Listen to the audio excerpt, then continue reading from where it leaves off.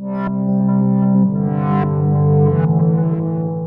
everyone, I'm Noelle, and it's Pintober Day 18.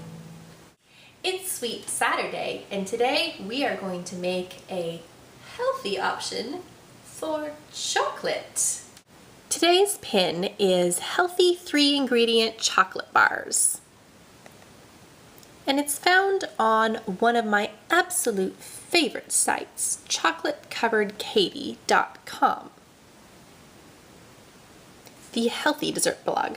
I highly recommend Chocolate Covered Katie if you want any healthy, delicious, scrumptious dessert recipes. They are amazing. Katie has a couple of different recommendations for this recipe. Like I said, it is a 3-ingredient recipe. You'll be needing cocoa powder or cacao, coconut oil, and a sweetener of your choice. So, you can use stevia drops like she recommends, and if you do that, she has a specific ratio of the coconut oil to the cocoa powder, or you can use a liquid sweetener like agave or pure maple syrup. I'll be using pure maple syrup, so I will show you the ratio that she recommends for the liquid sweetener. So you can see both of those on her website. You can also optionally add extracts for if you want to make like peppermint chocolate or cacao nibs, other add-ins, and you can add in extra oil or water to make it thinner as needed. So here we go. Like I said, I'm using 100% pure maple syrup, so I have 3 tablespoons of that in my bowl. And then if you joined me yesterday for our popcorn tutorial, we had a little discussion about unrefined coconut oil versus refined coconut oil.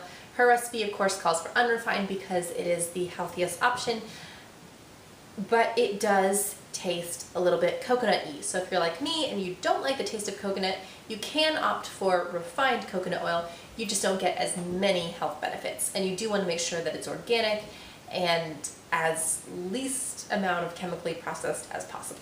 So I have 1/4 cup of coconut oil that I'm going to add in with my liquid sweetener, and I'm going to stir them together. Now I'm going to add 1/4 cup of cocoa powder. I happen to have Hershey's Special Dark Cocoa Powder on hand, but you can use any kind of cocoa or cacao powder.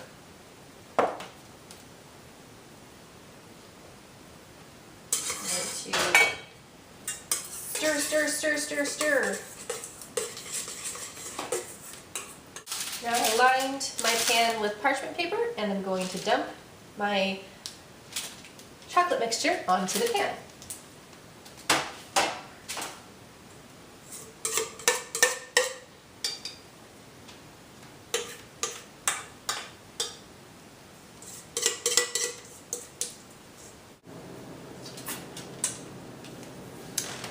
That is some good stuff. Okay, I have it all spread out on my pan.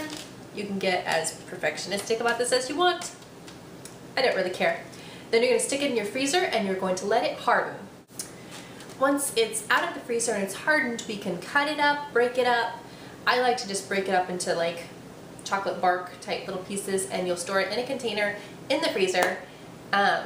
You can also melt it to make it into chocolate sauce, or you can make them into little tiny chocolate chips. I've done that before too.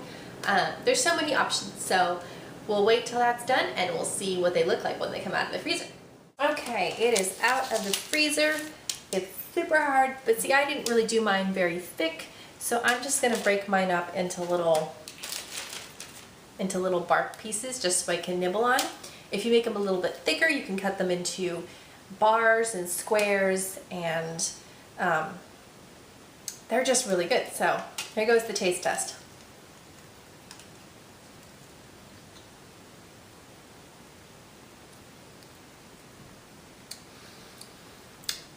I like what I used the dark Hershey's cocoa with maple syrup and the unrefined coconut oil, so I don't taste any coconut, which is awesome for me.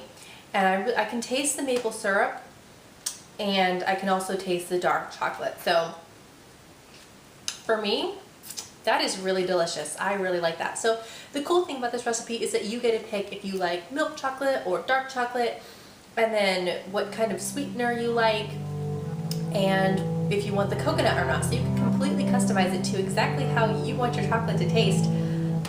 Mmm, delicious.